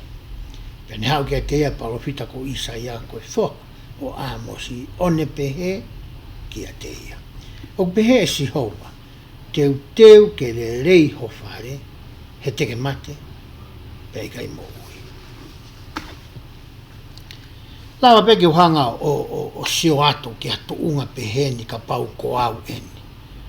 Ko puke, pe hau hataha, pe koe piso pe ko hau eva mai ka au, pane tala mai ka te au sinaua. Pe hea ki whai tau peta mai, he kei tike toi moui koe mehe puke koe ni. Teke mate koe. O kuia e ngahi whehu i lahi e hau ki he ku whakakaukau, moho o whakakaukau. O whikau aki mo e tuunga ko e ni. Ko mea tatau pēnei hoko ko ia ki a hese ka ia. Mea hoko atu e lau ko ia. Ai vese. Pea nai toki ta whoki ia. Ta whoki ai e ia hono mata ki he horisi. Pene lotu e ia ki a sihova o pehe. O kou kore kia te koe e sihova, ke manatu eni, pe ke manatu eni a eku alu iho ao, i he muoni, mo e loto anga tonu. Pea kou whai aia o kulelei iho ao. Pea na e tangi mamahi a Hesekai. Ko whehui koe ne hau ke ata mai ko Hesekai mo i lotu nāne whai. Ko ku whangata mai aku nā nau whai ang hala. Ko au eni ko whakakaukau ke ririu a eku moui mo i moui ko ia a hoku kakai. Pea nā aku mana wahe ki ho o awhio. Nā aku talango fua ki ho o ngai whekau. Mea niu koe te ke mana tui. Ai ngahi ngau ele lei koi. Nā aku whai keke alo ofa mai ai ki a te au. He koini ku tala mai e ho paro whita au. Te umate au. Koe tangia mo e kore na e whai e Hesekai au. Pea hoko atu e lau koe ia vesi. Pea nai hoko o pehe he te eki alwa Isaia ki he loto koro. Ke he palasi pea Isaia. Mo e ne hau kia te ia ai wholofola a Sihowa o pehe. Whoki atu pea tala ki a Hesekai ko eiki a hoku kakai. O pehe e Sihowa ko e otua o te vita. Mahota mai. Kua ua ngoi ho o lotu. Kua mamata ki ho ngahi loi mata. Wakai te uwhamo ui koe. I hono tolu o e aho te ke alohake ki he whare o Sihowa. Pea te uwhakatolonga aho o ngahi aho i he tau e honga fulu mani. Pea te whakamo ui koe, mo e koloni me nima o e tui o Asiria. Pea te malui ai koloni koe uhi ko au. Pea ko uhi ko te vita, ko e kuta mai reiki. Whekauange he Sihowa ki a Isaia, toi whoki. Talaange ki a Hesekai Ko uhi ko ngahi ngāwe le lei ko ia nā ke whai. Ko uhi ko hanga mana tu ia ngahi ngāwe ka me ngahi le lei na e whai e te vita. Tiu toi o atu ai. Ha tau e taha nima. Ke mo iai. Nai pehe tō taha ko e kau palawhita e seaso sisu klaisi kau manea ki mwini Spencer W. Kimball. Ko se hanga pehe o tua ia o afioi. Ai loloa mo e taimi o kutotonu ke mo iai i he materie ko eni. Pea ko hoa upe au ke fo i taimi ko ia. O ku ha molofia ke ne toi hanga e ia o whakaloloa. Ne ongo ia, tene lava pe ke whai pehe. Pe hau katua ne whakahino hino. O ku ie e toko lahi ia te ki tau tolu. Ko e uhi ko e tau tae tokanga. O ku tau malolo pe te tau mate ki tau tolu ia. Ki mua. I he foi taimi pe ko e tau pau ko ia. Na o se tala ofa mai ke mo uiai i he materie ko ini. Ke whakahoko ai ho o misiona. Ke whakahoko ai ho o ngāwe. Mo uhinga nā ke hauai. Pea o mai rewa i Spencer W. Kimball ai ngai whakamooni whakawholofola. O whikau aki mo te whitoi mooni ko ni o kou tala noa ko ia ki ai. Aia koe mea ku haa mahino me potwholofola koe ni. Me whakahino hino na e whai Spencer W. Kimball ko ika te ki tau tolu. O ku hanga pehe o tua ia o afioi. A tau ko ia te ki mo o iai. I ku lau ko ia wahe wanoa o ku mahu inga make. Ai tala noa ia koe ni kia te au. Kono hinga i he aha ko ia na e hoko e whakatamaki ko ia ki hoku hoa. Pea lorotonga ko ia eku i wharemaki. Pea talamai he toke tā ai mea whakawhai toko pe ko e ngāwe ko whi mau ke whakahoko ki ai. Pe taimina ni he loki ai ko ia whakahoko e ngāwe. E ku tautu ko ia he loki tarifononga e wharemaki. Pea whakaukau ke hū mai he mai ke mea reo nofo ai. Kamata ke uha e whiafi koe ni. Mahalo ka taimi fitu e whiafi eni. E hū koe ki he mea reo. Koe taimia na ku hanga ai o whakatoka ngai. Pea u whakapapau e. O ko toko tape. Tu uta e mahino. Ai tu unga o e mo ui whakamateri e. Ki he hoa. Koe ngahi whehui mo ngahi whakakau kehe na i hoku ata mai. Koe hae mea te uwhai, ka pau e malo roa i pēpon. Alo mo ngahi whakakau kehe. Koe mea na i viritaki ki ai hoku roto. Koe hae whahinga kore, koe whahinga roto. Me whahinga rea te ngāwe aki. Ke whakatau wholofono. Ki he rotua. Ke oange mua. Ha whahinga maari e. Mai hoko ni. Na uiloi le rei e auia e whakahino hino a Spencer W. Kimball. O kuiai pe ahoia. O stala mai ke moi o au ke. Ka nauto iloi au me tala noa koe no Hezekiah. E lama pe e o tua. Toko taha pe. Ke ne whakaloloa. Pe taimi koe na e kolosi ai foi flimi ko ia o eku mo ui. I hoku ata mai. Whiu au hono whakasio sio. Hangawe le lei na aku whai. Ke whakawae ai. Ai kore. Ka peke mau e hawhi ngai reta. Ka nāku siofi rewa, ai mo ui ko ia a hoku hoa. He anga e manofo.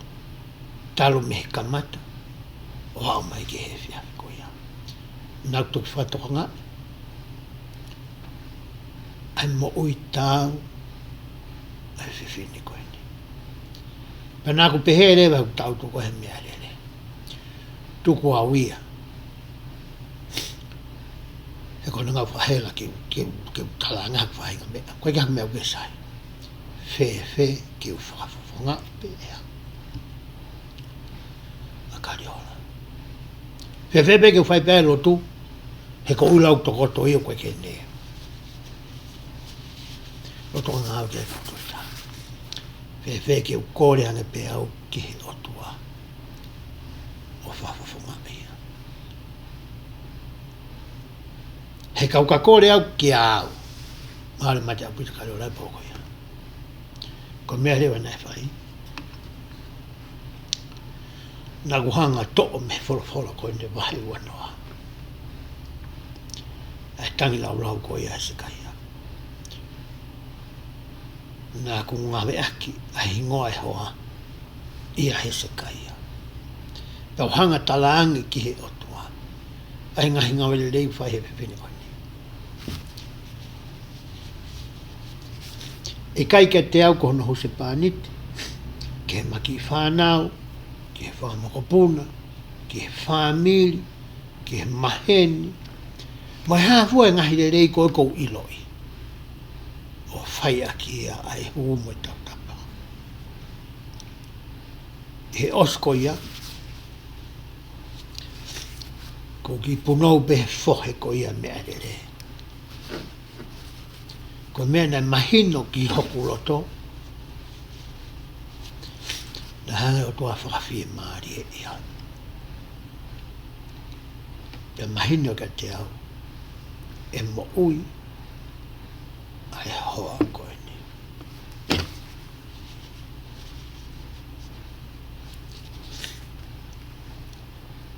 Pea marato unga ia e fia. Pea mo e whakawhetai. Pea na ia i mo ngahi palo mesi na e whai ke te ia. E poko ia. Ko le soni mahu inga kua koi, e he tala noa ia koe ni ka hese kaia. Ke tau hanga o whakapapau i pia iloi. O kuia e taimi o ku tau mo ui e he mo ui koe ni.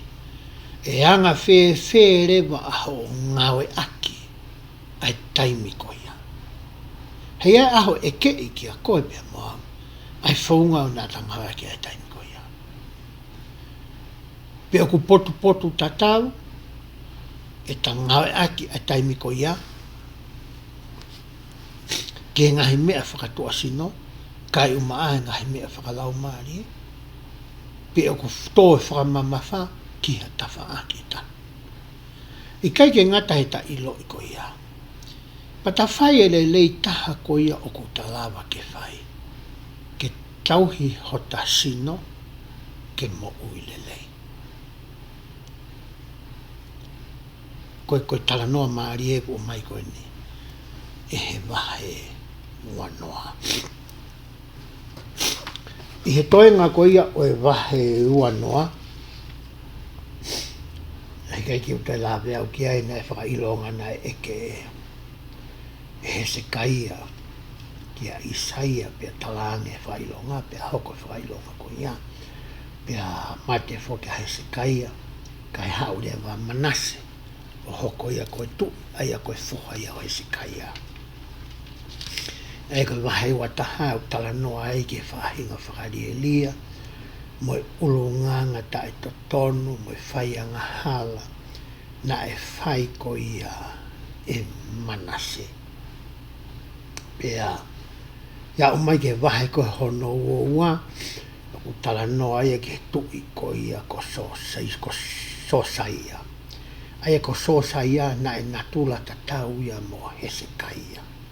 Na e manawahe ia ki he otua, na e whenga ia ke mui ki he ngai whekau, pia mai ngai tuutu uniko ia ai otua.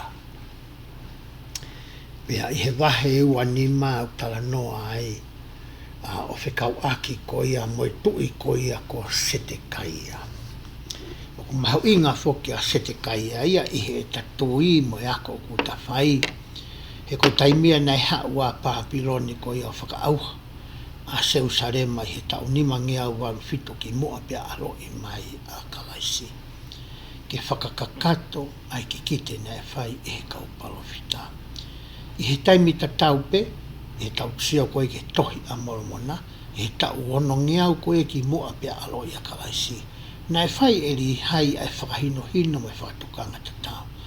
Pea tala ofa e ki a ri hai mohono family. Ke nau hola me Jerusalema. Pea tataki ki nau tolu ki hafonua ke.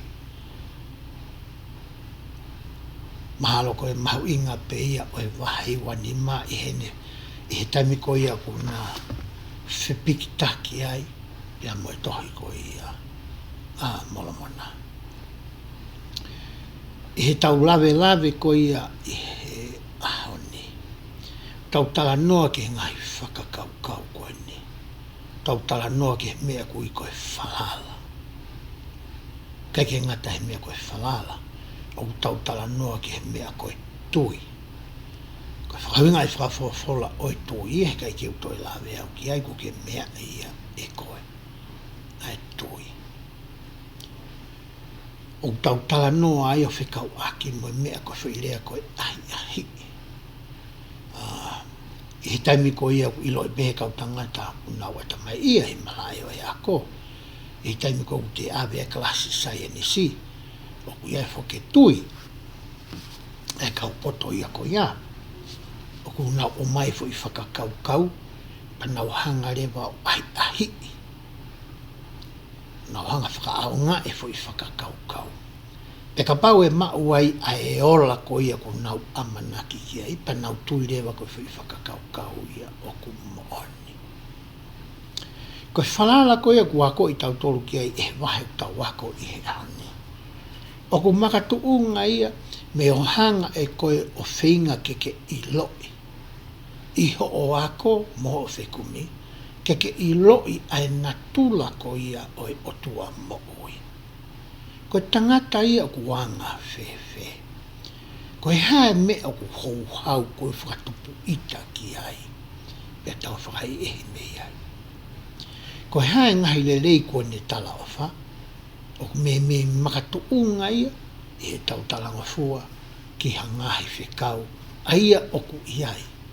Ai ngahi tāpua ki ko ia. Na e tala ofa. Taru me kamata anga ko ia. O mahamani. I ene peherewa. Koe korenga koe ku o atu. Ke hoko atu. Ma e tau wako mo e tau whekumi. I he ngahi wholofola. Pea tau whalala ki he otua. Koe ki te ha me eke te hangai whiria a takai I tau tolo hange ko ia ko Jerusalema. He ku hanga he interneti ia. O ne holoki e ia ai ngahi a kotoa pe. Tau lava ke ngawe ake ngahi miti a ko ia. O lava ki tau ngā ki he au ni e ngai whaunga ke.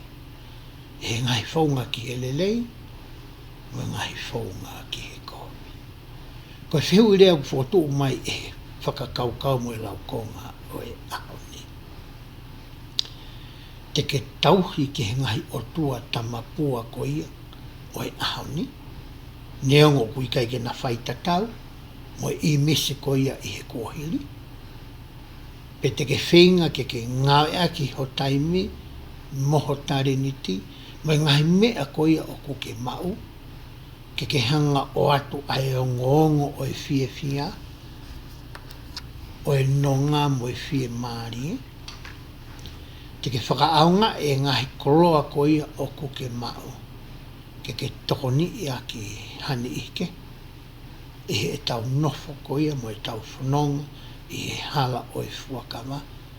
Aia na tahu mai ki ai I he matapā o e papitaiso.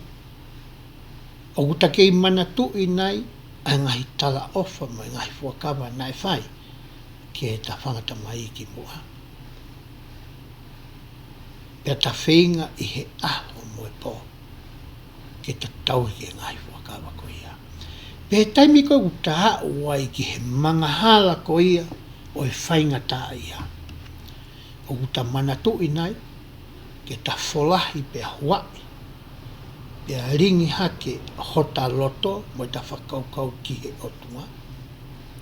E ngahi lotu whakafo i tui mo whakawhamiri o kuta whai, pe a wahe i moha ki taimu, moha a, ke aluai ki he whare tapu o i otua. O hange na e whai, e hese ka ia mo sosa ia. Ke o haki ai ho o huai, ke o haki ai e tau kore ai.